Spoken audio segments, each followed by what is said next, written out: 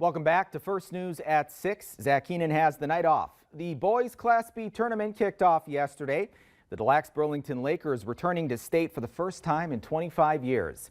The Lakers knocked off Thompson in the late game last night in a balanced attack led by Carson Yale to advance to tonight's semifinals. Our Jeff Roberts caught up with the Lakers head coach on the win. He says they had to reset themselves after that exciting win in regionals. Obviously last week winning, the region championship was a really high, but this team has had big goals, and we knew we reset at the beginning of the week, and we have major goals to come make some noise here at the B, and we stuck together tonight and got it done.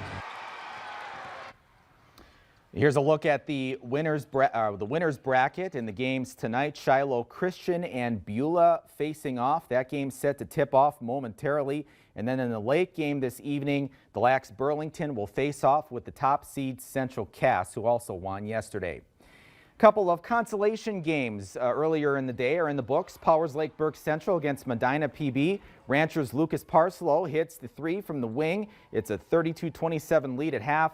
Second half, Medina PB's Ryland Wick, good move to get in the lane. First chance no good, but his follow cuts it to three.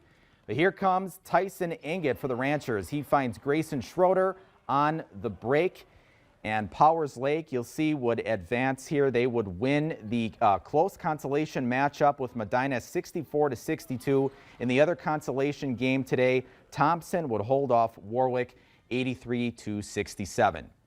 At the ACHA tournament, the Lady Jacks moved to 2-0 in pool play. They blanked the Niagara Purple Eagles 3-0. They've only given up one goal in pool play so far. Meanwhile, in the NAHL, the Torals are facing the St. Cloud Norsemen tonight for the first of back-to-back home games against them. The puck drops each night at 7:35. Tomorrow, the Minot High cheer team will compete at the State Winter Cheerleading Championship in Bismarck. Minot won the Winter Championship last year and added another trophy this past fall, so they're looking for a three-peat. More than 300 athletes from 23 schools across the state will compete in events ranging from cheer, dance, stunts, and jumps. There are 4 seniors on the Minot High team: Emily Greathouse, Kaylin McIver, Gracie Thomas, and Gabby Bice. So I've always wanted to be a cheerleader, but I'm so glad I got to be a part of this team, even if it was late.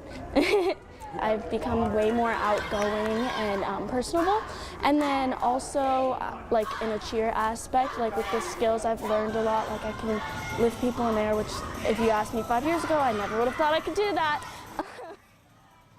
Cheerleading is different from most high school sports in that athletes only get 2 opportunities to compete each year. For seniors, this is their final opportunity. I don't think that it's quite hit me yet. Like, it's just going to be like normal, and then I feel like next week's going to come around and I'm going to realize that I'm not cheering anymore, and like I'm sad, but I'm planning on cheering at Minot State, so it's not like I'm completely done. The competition starts at 8:45 tomorrow morning at Bismarck Legacy High School with Class A, Class B, varsity, JV, and middle school divisions. Good luck to all. Well, the best archers from across the state are taking over the North Dakota State Fairgrounds for the 17th annual state tournament today and tomorrow. 4th to 12th grade students from 40 schools are taking part. Now, depending on their age and skills, they'll compete in the bullseye tournament, animal style competition, and the varsity section. Jeff Long, the state coordinator, says any child can be registered by their school, including kids with a physical disability. She still gets to go to the state tournament, whereas if you're in basketball, you're just out, right? Or any other ball sport that you have to be running around. This one, if you can get to the line, if you can hobble up to the line, you can sit down in a chair and do it. 10 participants at the tournament will share $20,000 in scholarships total. Roughly 100 kids will be going to Utah for Western Nationals and the Eastern Nationals in Kentucky. Very exciting. Well, that's all we have in sports. A final look at weather when we come back.